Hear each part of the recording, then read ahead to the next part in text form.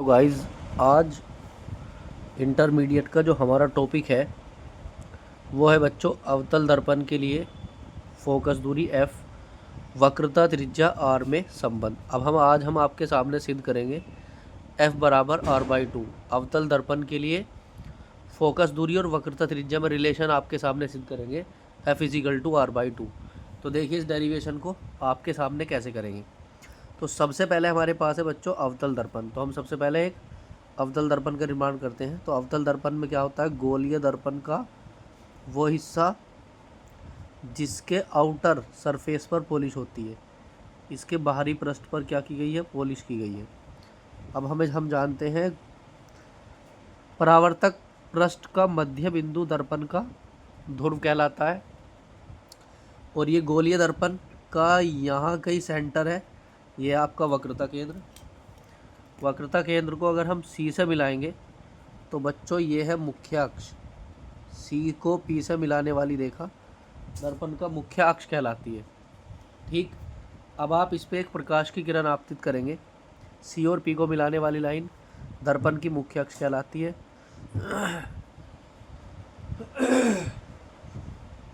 इसके बाद देखिएगा, हमने एक प्रकाश की किरण मुख्य अक्ष के समांतर आपतित कर दी। तो ये प्रकाश की किरण मुख्य अक्ष के समांतर इस दर्पण पर आपतित हुई है, जिसका नाम है ए और बी। बिंदु बी पर आपतित हुई है। आपतन बिंदु है इसका बिंदु बी। देखो, प्रकाश की किरण बिंदु बी पर आपतित हुई है। तो इसे अब इस प्रकाश की किरण को चाहिए अभिलंब, क्योंकि दर्पण गोलीय दर्पण है। गोलीय दर्पण है तो अभिलंब लेंगे हम सेंटर से। गोलीय दर्पणों में अभिलंब सेंटर से आता है। आपतन बिंदु के लिए चाहिए हमें अभिलंब, तो अभिलंब हम लेते हैं सेंटर से।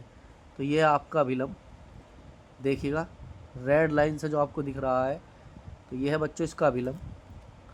सी बी कौन है, अभिलंब है। और अभिलंब और आपतित किरण के बीच जो एंगल बनता है उसको हम कहते हैं एंगल आई। तो ये एंगल है आई, इसे कहते हैं बच्चों आपतन कोण। अब प्रकाश की किरण परावर्तन के पश्चात मुख्य अक्ष के एक बिंदु से होकर गुजरती है, जिसको हम कहते हैं फोकस।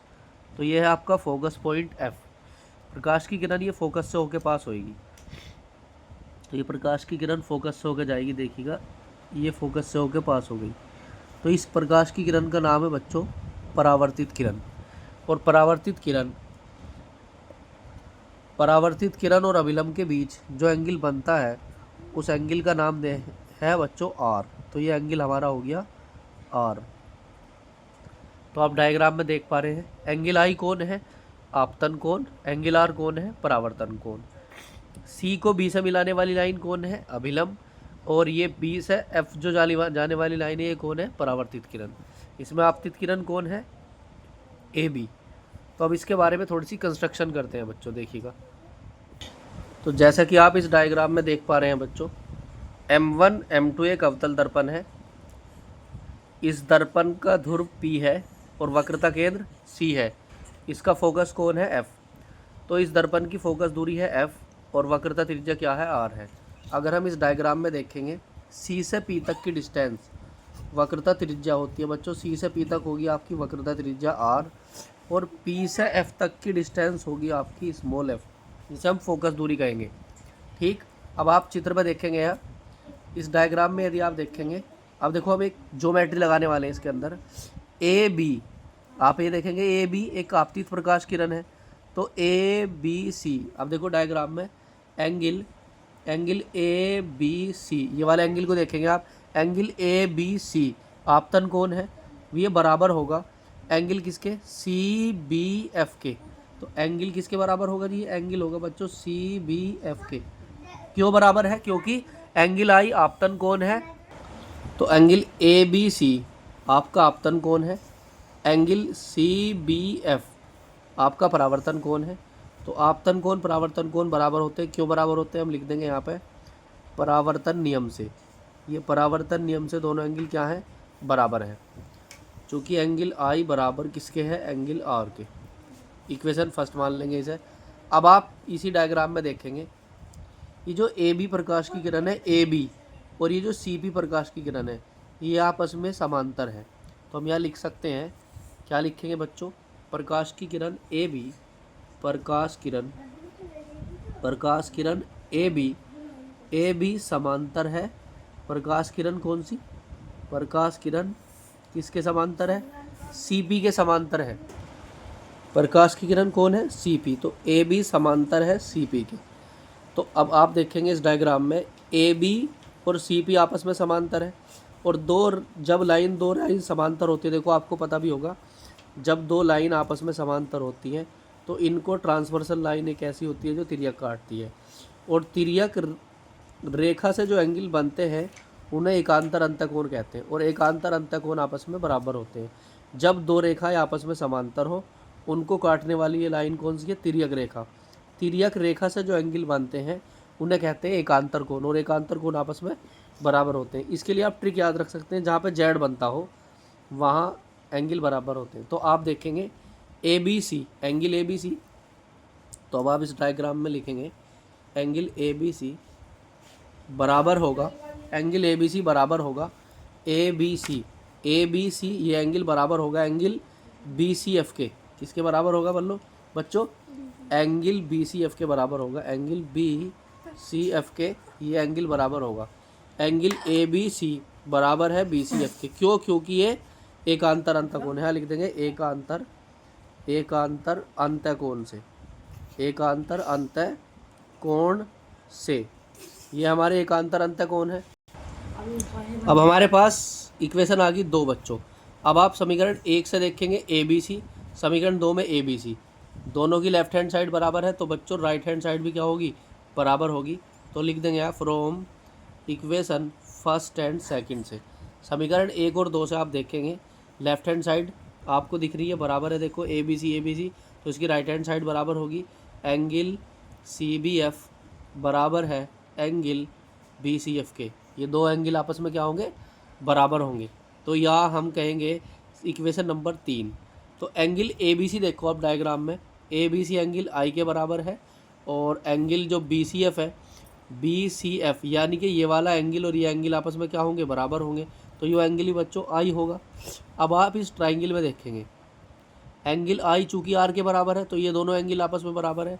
तो अब आप इस ट्राइंगल में देखेंगे त्रिभुज, ये वाला देखेंगे आप बी सी एफ, त्रिभुज बी सी एफ में दो एंगल बराबर है। तो आप जानते हैं अगर किसी ट्राइंगल के दो एंगल बराबर होते हैं तो उनके सम्मुख भुजाएं आपस में बराबर होती है। जैसे आपके पास ये ट्राइंगल है, इस ट्राइंगल में मान लो ये दो कोण बराबर हैं, तो इसके सामने की भुजा ये और इसके सामने की भुजा ये भुजाएं आपस में बराबर होंगी। जिस ट्राइंगल के दो कोण बराबर होते हैं तो उसके सम्मुख भुजा भी क्या होती है? बराबर होती है। तो अब हमें दिखा एंगल आई और आर, ये इस वाले ट्राइंगल में देखेंगे आप आई और आर आपस में बराबर है, तो एंगल आई के सामने की भुजा बी एफ है और एंगल आर के सामने की भुजा सी एफ है। तो ए बी एफ बराबर किसके होगा? सी एफ के, इस वाली प्रॉपर्टी से। तो अब हम यहाँ लिखेंगे त्रिभुज बी सी एफ से, बी सी एफ में एंगल आई बराबर एंगल आर है, तो बच्चों बी एफ किसके बराबर होगा? सी एफ के बराबर होगा। तो बी एफ बराबर होगा सी एफ के। क्यों बराबर है? अभी आपको लिखा, यदि किसी त्रिभुज के दो कोण बराबर है तो उनके सम्मुख भुजाएं भी क्या होंगी? बराबर होंगी, इस नियम से। इसको समीकरण नंबर 4 दे देंगे। चूँकि अब हम जानते हैं गोलीय दर्पण का द्वारक छोटा है, गोलीय दर्पण का द्वारक बहुत छोटा है, इसलिए हम लिखेंगे, क्या लिखेंगे जी? इसलिए गोलीय दर्पण का द्वारक छोटा है, इसलिए इस बिंदु B को लगभग P के पास पढ़ सकते हैं। यानी देखो द्वारक छोटे से मतलब आप ये समझेंगे जैसे ये हमारा दर्पण है, द्वारक छोटे का मतलब जैसे पॉइंट B ये है और पॉइंट P है, तो आपस में बहुत करीब है, तो करीब है इसलिए B को क्या पढ़ा जा सकता है? P हम पढ़ सकते हैं। इसलिए हम क्या कहेंगे? बिंदु B को किसके बराबर पढ़ सकते हैं? P के बराबर पढ़ सकते हैं। तो B की जगह समीकरण 4 में हम P रिप्लेस कर देंगे, तो B के स्थान पर P लिखेंगे तो ये हो जाएगा बच्चों PF इजिकल टू CF। दोनों पक्षों में PF जोड़ेंगे तो PF plus PF is equal to CF plus PF। अब आप जानते हैं ये हो गया आपका 2PF is equal to CF plus PF। आप चित्र में देखेंगे CF प्लस PF, ये टोटल है CP के बराबर। CF plus PF is equal to कितना है, CP है, तो ये हो जाएगा आपका CP। PF किसके बराबर है, आपको पहले ही दिखाया गया था, PF किसके बराबर है, F के, और CP किसके बराबर है, R के। चूँकि ये दर्पण अवतल दर्पण है और इसमें सभी साइड जो है वो लेफ्ट हैंड साइड में, इसलिए ये क्या में होंगी, माइनस में होगी। अवतल दर्पण में सभी दिशाएं जो है वो लेफ्ट हैंड की ओर है, इधर की तरफ है, बाईं तरफ है, तो सब ये क्या में होगी, माइनस में होगी। इसलिए हम 2PF की जगह -F लिखेंगे, CP की जगह -R लिखेंगे, माइनस से माइनस कैंसिल करेंगे, तो ये हो जाएगा आपका 2F इजिकल टू R। हमारे पास डेरिवेशन आ गया F बराबर R/2। अब ये बात कह सकते हैं F बराबर R/2। क्या कह सकते हैं, दर्पण की वक्रता त्रिज्या फोकस दूरी की आधी होती है। ठीक है ना। इसके बाद हम मिलेंगे आपको नेक्स्ट वीडियो में। Thank you for watching video. बच्चों लाइक करो और शेयर करो और दोस्तों के साथ इस बात को पहुंचाओ।